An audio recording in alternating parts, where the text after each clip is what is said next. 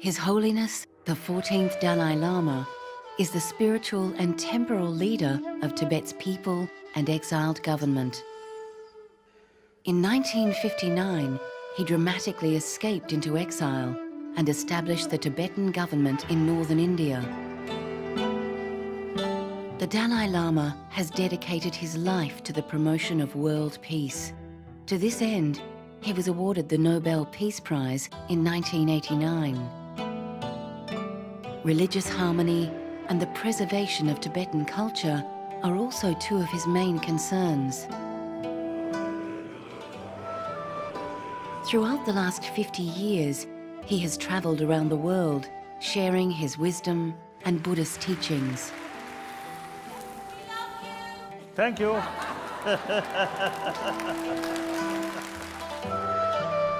There are few souls in history which have had such a positive influence on our world. No person alive today can rival his simple and profound message of love and compassion.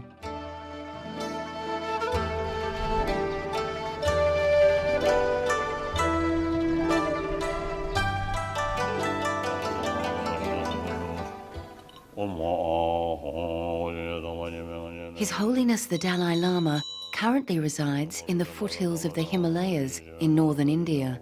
Here, the Dalai Lama is visiting the Kyoto Monastery, which is a sanctuary of Tibetan culture and Buddhist teachings.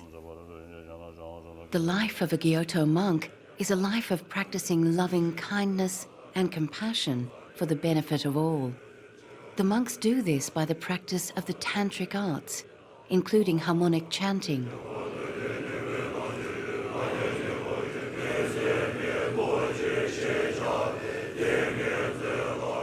The Dalai Lama is highly grateful to the Indian government for granting his people refugee status. Now, last nearly 50 years, the field where government of India can do, they extend maximum help. The Dalai Lama's journey into exile is a triumph of the human spirit over occupation and persecutions. The lineage of the Dalai Lama spans back over 300 years. After the death of the 13th Dalai Lama, Thupten Gyatso, in 1933, the Regent Lama, seen here, and the High Lamas found a boy, Lama Dandu, they believed to be his reincarnation. Amongst many serious spiritual tests, the boy was presented with a number of identical ritual implements, only some of which belonged to the previous Dalai Lama. The boy recognized these implements, passed all the examinations, and was declared the 14th Dalai Lama, Tenzin Gyatso. In 1940, he was taken to the Potala Palace, where he was officially installed as the spiritual leader of Tibet. At age 6, His Holiness began his monastic education and training. By 1950, Tibet was under the heavy influence of the Chinese military. At the age of 16, His Holiness was called upon to become the head of state of the Tibetan people. On the 10th of March 1959, General Chiang Chiu-wu, the Chinese military commander in Lhasa, extended a seemingly innocent invitation to the Tibetan leader to attend a theatrical show by a Chinese dance troupe. When the invitation was repeated with new conditions, that no Tibetan soldiers or bodyguards were allowed to accompany His Holiness, an acute anxiety befell the Lhasa populace. Tens of thousands of Tibetans gathered around the home of the Dalai Lama at Norbuglinka Palace, determined not to let His Holiness attend the show alone. Disguised as a common Tibetan soldier, the Dalai Lama, along with a small escort, passed through the crowd and headed south to the Indian border. Within hours, the Chinese army had invaded the palace with tremendous force. Shapachoze Lobsang Tenzin Rinpoche, the former abbot of the Kyoto Monastery, recounts the horrific events that unfolded on that horrendous day.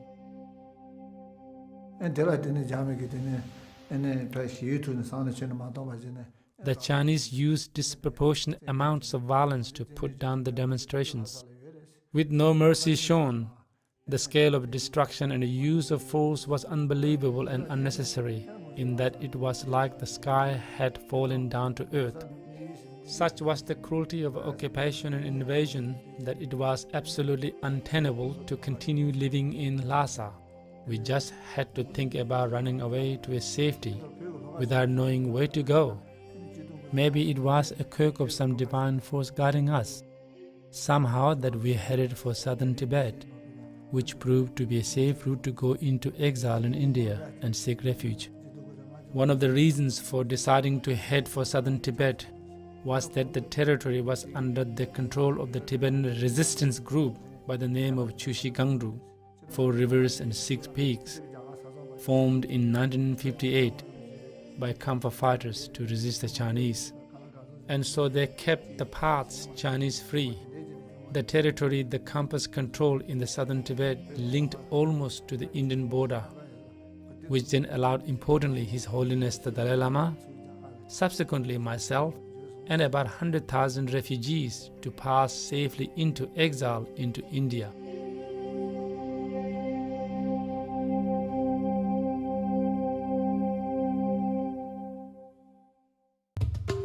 Three weeks after leaving Lhasa, the Dalai Lama and his entourage reached the Indian border.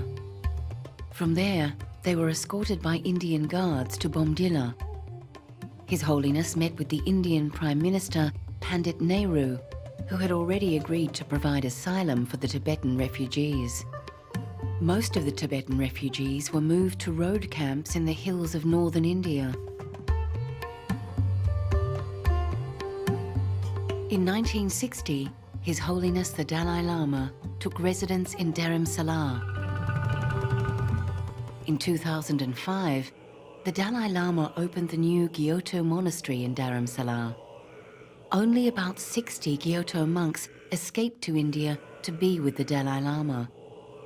Today's monastic community in Dharamsala has grown to a population of over 500 monks. Thanks to the continued support of the Indian government and generous donations from Tibetan foundations around the world, the Gyotto Monastery has managed to nurture and preserve the ancient rituals and traditions of Tibet's rich history. Since being forced into exile, the Dalai Lama has been actively engaging with the global community, sharing his wisdom of Buddhist practices and seeking support for Tibet's plight. In 2008, he took to the stage of the Royal Albert Hall in London. Not sort of going to meditate in silence. Don't worry that. Now nearly half century and remain as a homeless, and generation change, but still our people keep Tibetan spirit from older generation to younger generation. So that's our original aim. As soon as we become refugee, I think a culture of peace, culture of compassion. Now, because of this light, this is necessary.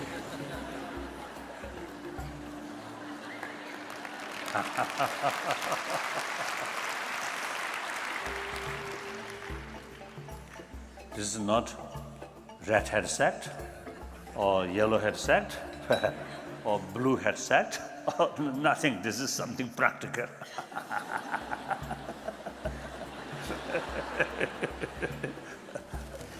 My day starts 3:30 every morning. So then at least 4 hours some meditation. One portion of my meditation is visualize those individuals who take ruthless sort of decision. So visualize these things and then take their anger, hatred, suspicion, and give them compassion, spirit of forgiveness, patience, like that. looks silly, just imagination, no actual effect. But the practitioner's emotional level, immense benefit. But the person who carried these wrongdoing, that actually really deserve our compassion, our sense of concern, because they are wrongdoing. So from the Buddhist viewpoint, they have to face consequences. So there's more reason to feel concern about the troublemaker rather than victims.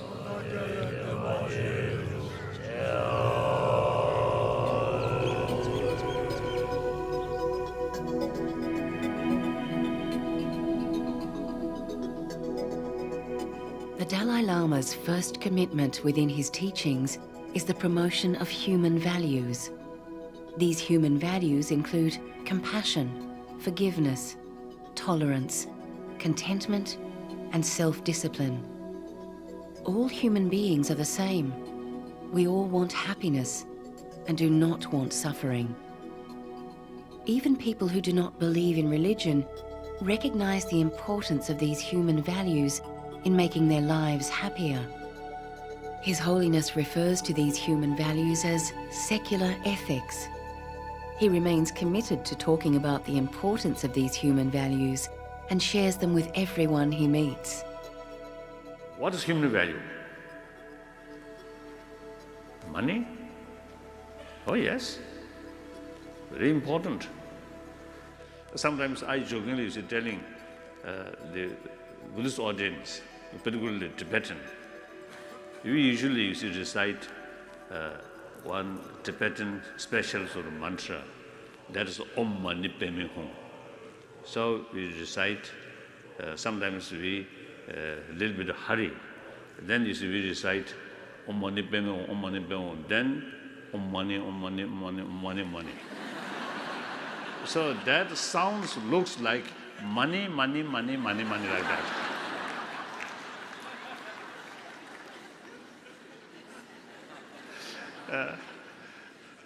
So maybe dollar money, or pound money, like that. So, but they, of course, what I think value. And of course, all these external, the facilities, there's a value of the things, good.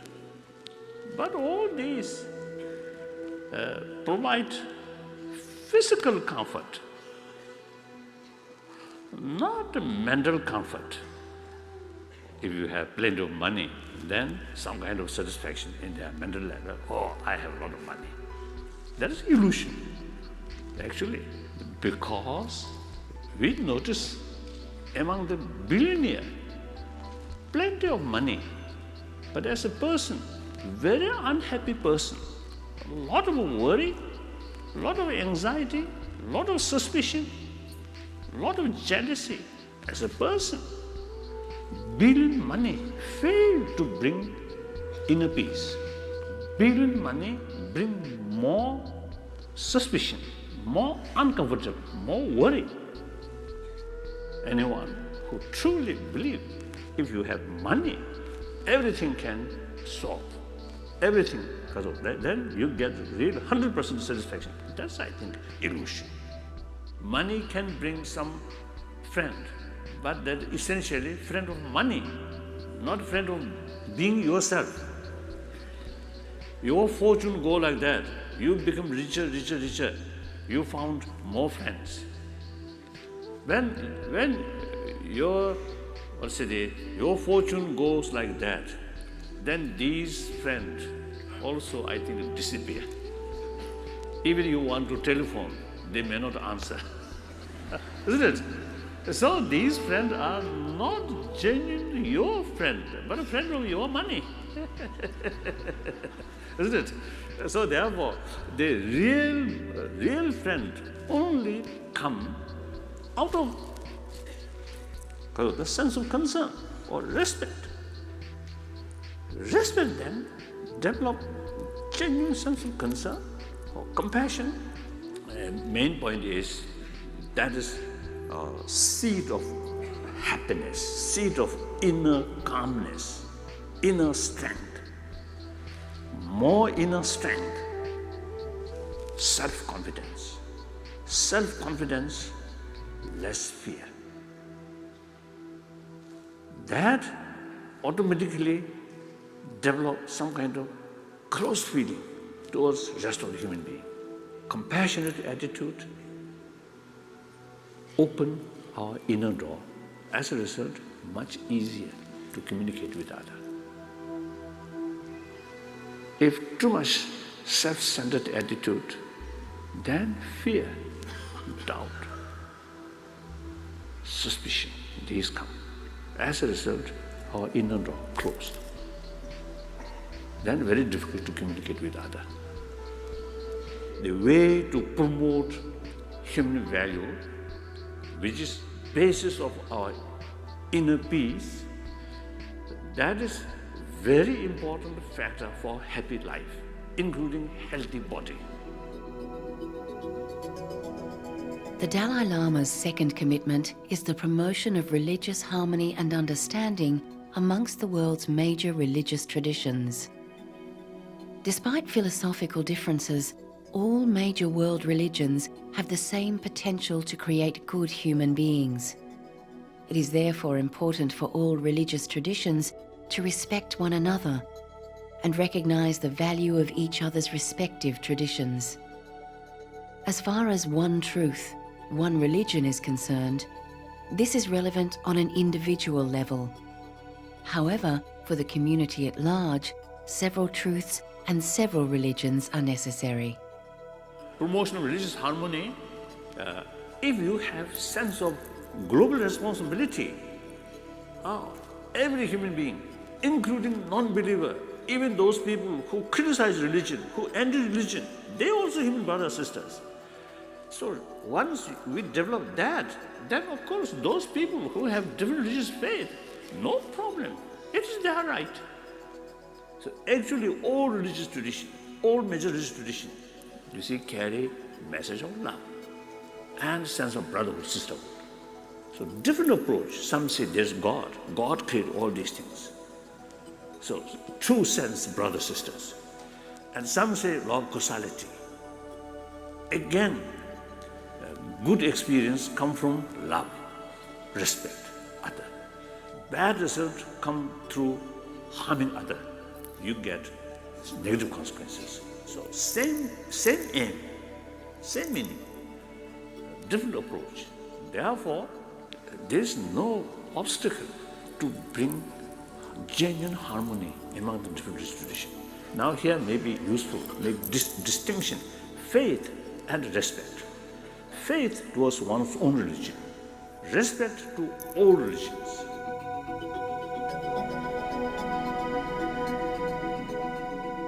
The Dalai Lama's third commitment is to the Tibetan issue. His Holiness has a responsibility to act as the free spokesperson of the Tibetans in their struggle for justice. As far as his third commitment is concerned, it will cease to exist if a mutually beneficial solution is reached between the Tibetans and Chinese. Then third commitment is regarding Tibetan problem, Tibetan struggle.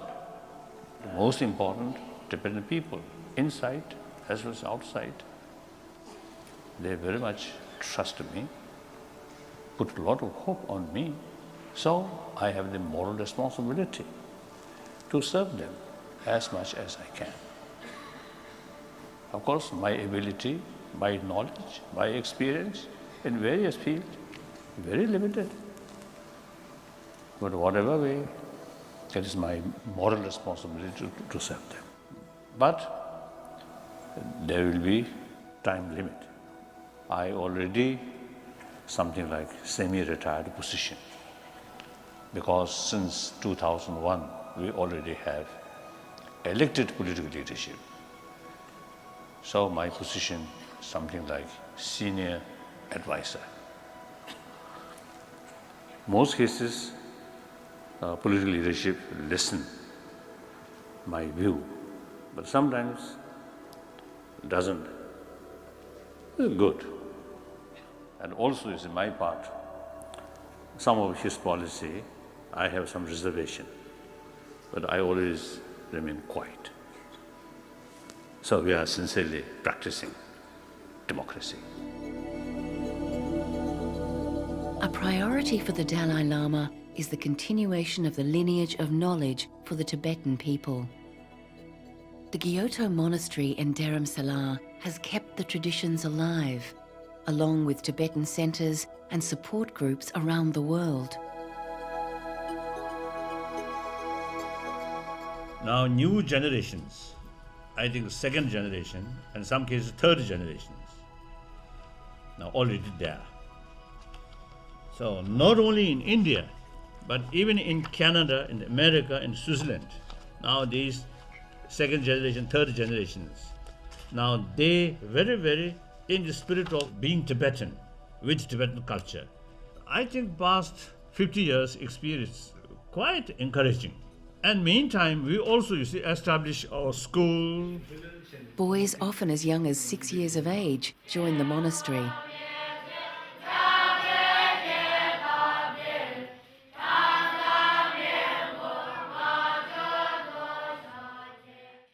I was 13 years old when I came to monastery, and I felt very good to come in monastery. And I came with my own self in monastery. I told my mother I want to go to become a Lama. For that I came here. I was very exciting to see Dalai Lama, and I got to see Dalai Lama from near, and I was very happy. And you know, Dalai Lama is very big Lama, and why is Lama big? And he is like in God. Whenever he dies, and he is coming again to earth, and he's making the peace higher and higher, and he's very good for peace. And he is our Lama, very big Lama.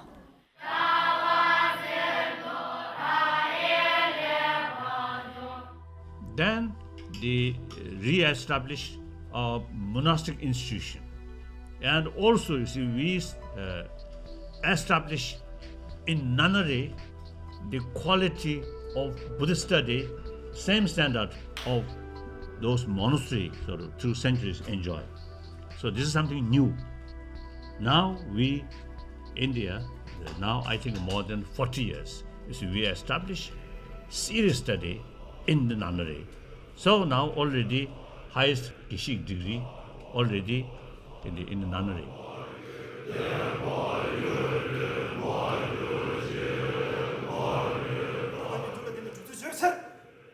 With help of Indian government, I think among the refugee, political refugee, I think we Tibetan become most successful refugee community. So it is very good. You see, they're so far. You see, these really doing very well. The Dalai Lama's role as the spiritual leader of the Tibetan people has been pivotal over the past 50 years. But his role as leader of the Tibetan government in exile has been more challenging. The Dalai Lama has been generating constructive dialogue for the Tibetan quest since he petitioned the United Nations General Assembly in 1959. He won the support of countries such as Malaysia and Ireland, which insisted the UN must act on the Tibetan problem. Be it in Tibet or anywhere else in any part of the world, must be a matter to be taken up by the United Nations. Can it seriously be claimed that a country like Tibet, which has become almost legendary by reason of its separateness from the rest of the world, and which has all the marks of a distinct national personality, belongs essentially within the domestic jurisdiction of another country? The General Assembly agreed to adopt 3 resolutions. These resolutions included that China would respect the human rights of Tibetans and their desire for self-determination. the United Nations resolutions were not implemented by China. Unlike his predecessors, His Holiness has held talks with many prime ministers, royal monarchs and presidents in a bid to gain support for Tibet. His life in exile has led him to more than 62 countries, covering 6 continents. In 1996, he travelled to South Africa, where he met with President Nelson Mandela. I pray and I wish, all your hard work, can succeed. And not only benefit for people in this country, but also, I think, for humanity. I think you can be a very good example. It has not been an easy journey. The Chinese government has a lot of influence on the global political arena and regularly pressures world leaders not to meet with the Dalai Lama. Sorry, you said this is not a political visit, but had Gordon Brown invited you to Downing Street, would you have accepted the invitation? No reason to refuse. The Dalai Lama also enjoyed numerous meetings with President George Bush. Between George Bush and me, we have, one common thing, that is the promotion of democracy. More recently, he has presented his case to governments around the world, including the UK Foreign Affairs Select Committee. I think the world knows we are not seeking independence. So sometimes I jokingly telling people, we both sides have some mantra or recitation. I recite one recitation, that is, we are not seeking independence, we are not seeking independence. That is my recitation. Perhaps it's 1,000 times. I think it's 1,000 times. Then the Chinese sort of recitation is Tibet is part of China, Tibet is part of China, Tibet is part of China. That is their recitation. So just a mere recitation, not much effective. So we have to work. I feel a little sort of because of that, uncomfortable. But I am Buddhist monk.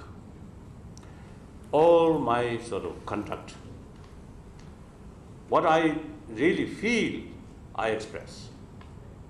I have no sort of interest or practice saying something and keep in mind something different. After all, solution must find between Chinese and Tibetan, no one else. So the support from Chinese people is very essential. Now already some writers, some intellectuals wrote, I think, really very objective sort of, assessment or articles. So this is really a hopeful sign. Universal responsibility. Each of us must learn to work not just for oneself, one's own family, or one's nation, but for the benefit of all humankind. Universal responsibility is the foundation for world peace. It seems to me many problems which we are facing, essentially man-made problem.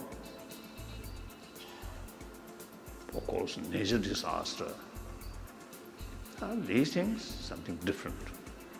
But major portion of our problem is essentially our own creation. And meantime, nobody wants a problem. I think everyone in early morning when we get up, I think nobody hoping now this day I should have more problem, more trouble. Nobody feel that. From early morning, as soon as we wake up, I think, hope, wish some pleasant day. That's human nature. And most of these troublemakers, essentially, not necessarily intended, but you see, their way of approach is become unrealistic. That causing problem, unexpected. And unrealistic approach happen, that also not intentionally, but because of lack of perspective, comprehensive perspective, and in many cases short-sighted. So that ultimately lack of sense of global responsibility. We divide, we and they, and feel our interest is something independent from their interest. So, taking most important our own interest and disregard others' interest. So that creates problem.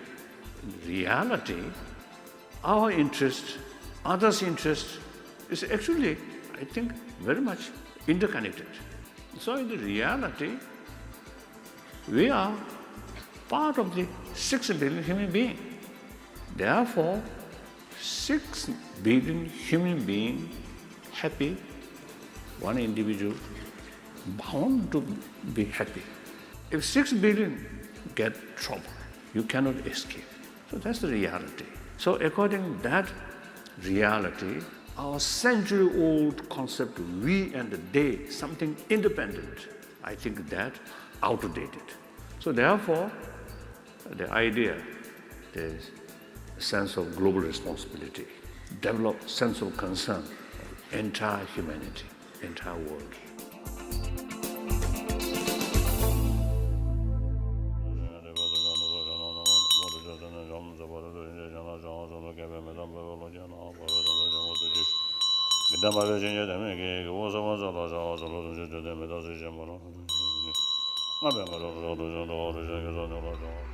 Throughout his spiritual and political career, the Dalai Lama has received numerous awards and honors, including the Congressional Medal.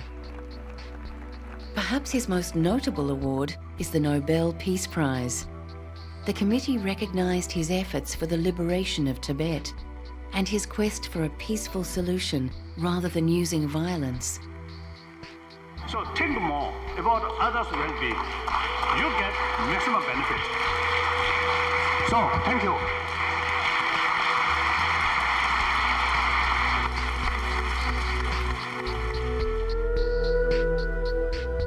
Throughout his travels, His Holiness has spoken to many public audiences and touched the hearts of millions around the world.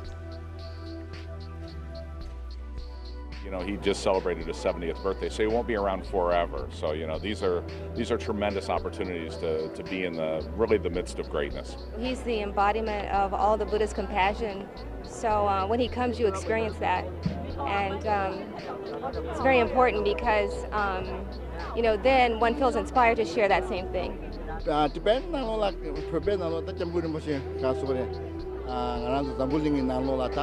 She kasore frame she mebe indanda she de kona kamen nangeda dena shingi chi kasore she sambulingi nalo la kaso kunge shukshimbo kyombazo ani ngado prepare ani chike mi samagi ani chinangyu orwa timla kasa te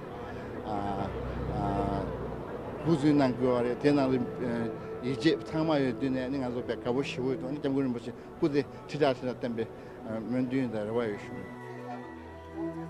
In 2009, His Holiness visited the remote Indian town of Tawan in the eastern Himalayas region bordering China. The close proximity of this visit to Tibet concerned the Chinese government greatly. The local populace practice Tibetan Buddhism and speak a tongue similar to Tibetan. We were very skeptical whether his visit would be possible or not, because the decisions are taken at the higher authority, at the central level. The government of India takes the decision. Otherwise, we were longing to have him here at any cost. So we all public of Tawang are very, very happy, and he's God, and we feel that God has arrived at our place, and we are very, very, very happy. Foreigners regularly travel to Dharamsala in India to hear the Dalai Lama's teachings. I feel some joy, sparing all away. People are very happy to see their Dalai Lama. We are coming from Korea for almost 300 people come to take His Holiness teaching. So traditionally, 2 weeks after the Losar date, His Holiness will give a teaching on the past lives of the Buddha. He's been doing this for many years, even this in Tibet formerly.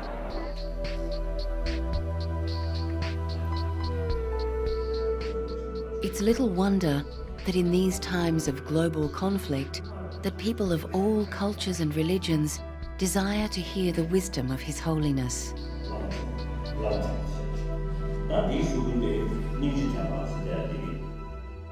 Our century, whether we like it or not, become like century of bloodshed, century of war, century of violence. Now those problems which our generation started, now let's solve these, our younger generation. So hopefully now our younger generation, which belongs to this century, to the first century, I think in order to have peaceful century, the peace does not mean no longer any conflict among humanity. Conflict bound to happen. So in order to keep peace, in spite of this conflict, the only realistic method is spirit of dialogue. Respect others' right, understand their viewpoint, then in the sense of brotherhood, sisterhood, and try to solve in the spirit of reconciliation and compromise. So I often use it telling, share with people, now let us try to create this century should be century of dialogue. Then I think the real possibility of peace.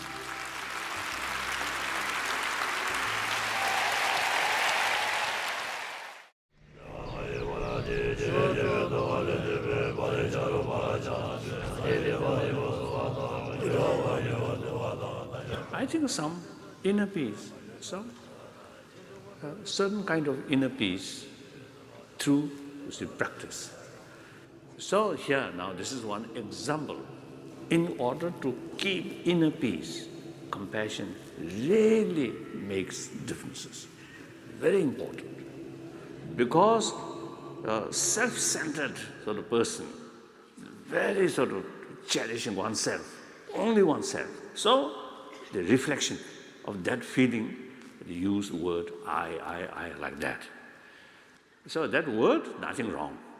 But the real attitude here, just think oneself. So think only oneself, then even tiny problem appears unbearable. If your attitude, think others' well-being, then when others is infinite. So think more about others' well-being, your mind open, widened. Then your own problem appears not significant, insignificant. Same problem, same tragedy can be much different how you see it. This angle, you can see something very bad. From this angle, oh, okay. That often, you see, happen. Therefore, the compassionate attitude really widened. So one's own problem, then not much sort of seriousness. So that, I think, makes differences, our inner peace. The way to promote human value, which is basis of our inner peace, that is very important factor for happy life, including healthy body. Some scientists actually, you see, told me, anger, hatred, fear, actually eating our immune system. Compassion, increasing or strengthening our immune system. So therefore, health viewpoint and peace of mind, in both cases, warm-heartedness is key factor.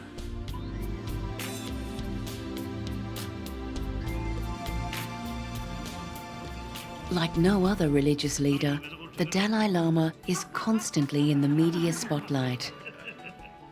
Although English is not his first language, his joyful persona and sincere honesty has helped win the international press's support for the Tibetan movement. Telling the truth I always describe like BBC or CNN, I do not consider as a pro-Tibetan. Pro-justice. I consider these also, I think the BBC correspondent here, I always describe BBC something very objective.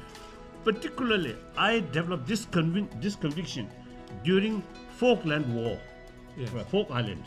Falklands, yeah. The British government then, Mrs. Thatcher, is a little bit disappointed. You see, your sort of clear presentation. So something danger about British sort of Navy, isn't it? So at that time, I developed sort of conviction. BBC, it's really objectively, you see, present. So therefore, you see, the BBC, I do not consider something like pro-Tibetan or anti-Chinese. Genuinely pro-justice. And their report very objective. So this, you see, Chinese media very much lacking. Jonathan Mirsky. Right. My respect.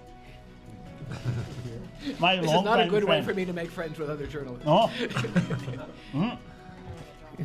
The person who asked me as early as 87, if things become more violence than what I do, then I immediately answered, if violence become out of control, then my option is resign. You see, this answer recently also I repeated. So thank you. Yes, now your questions. Now I've forgotten what I was going to sorry. No, Ben Cole at Positive TV. Could you please... Positive TV. Positive TV, Well, what's the yes. meaning? It's again. It's instead of negative TV. Then all of them. That just means that we're beginning to sit. The MPs are going into the chamber. I see. Don't worry, Not a fire. Not a sign of end our meeting. No. Then okay. So, all fire. No fire, no fire. we cannot jump here. Okay, so. Yeah.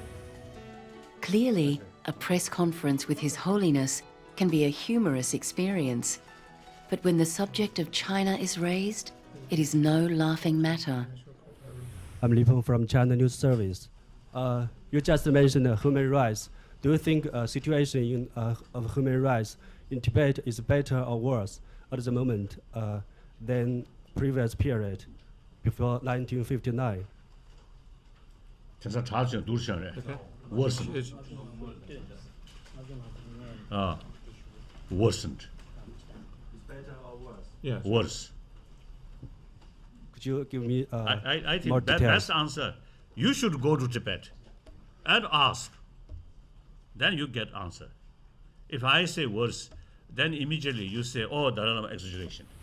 There are some journalists who are in Beijing already to cover the Olympic Games, and some have come back and said the Chinese authorities are showing them lots of information about Tibet and taking them to Tibet heritage centers and giving them the Chinese government's view.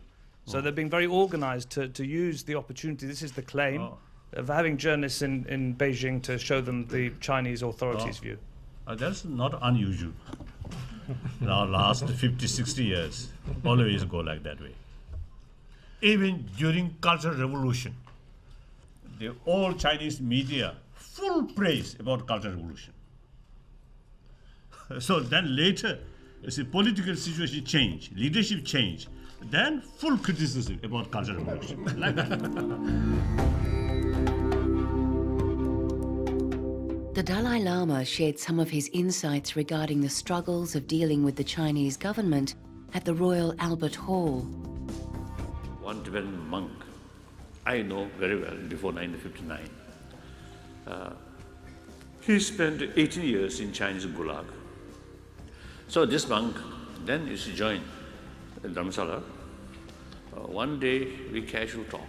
And then he told me, during 18 years in Chinese Gulag, he faced few occasions some danger.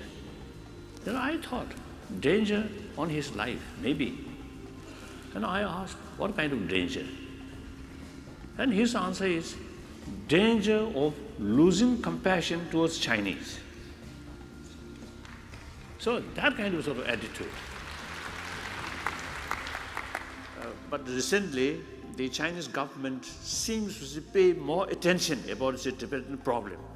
So, and also I think because of the worldwide sort of clear signal about your concern, I think that this definitely impacts in the leaders of Chinese government.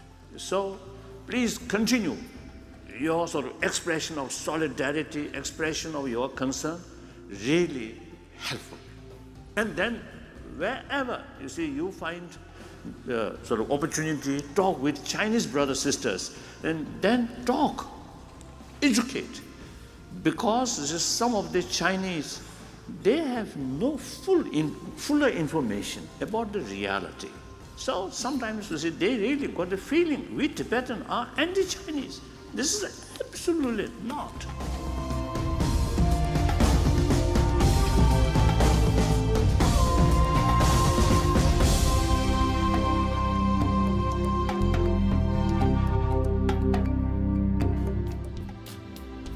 Before the Dalai Lama dies, by tradition, he will inform the monks of his new reincarnation, and they will seek the child Lama. But Tibetans fear China will dictate who is the successor to His Holiness as a way of extending their control over Tibet. This was demonstrated by China's removal of the Tibetan Panchen Lama and installing their own. The Karmapa is touted by many as a possibility to fill the vacuum left by the 14th Dalai Lama. At the age of 14, Karmapa made a daring escape from a Tibetan monastery. He crossed the Himalayas by foot and horseback to India and now resides at the Kyoto Monastery in Dharamsala.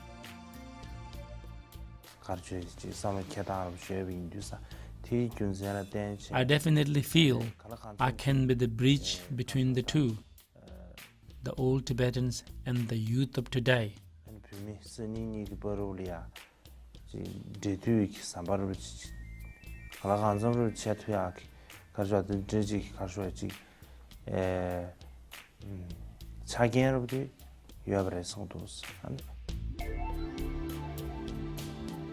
The Dalai Lama and the Tibetan people are considering many options to continue the lineage of the Dalai Lama. One option is appointing the 15th Dalai Lama before the 14th passes away. This is a radical departure from the traditional formality. The Dalai Lama's life has been a remarkable journey. Now aged in his 70s, he remains optimistic about his people's future.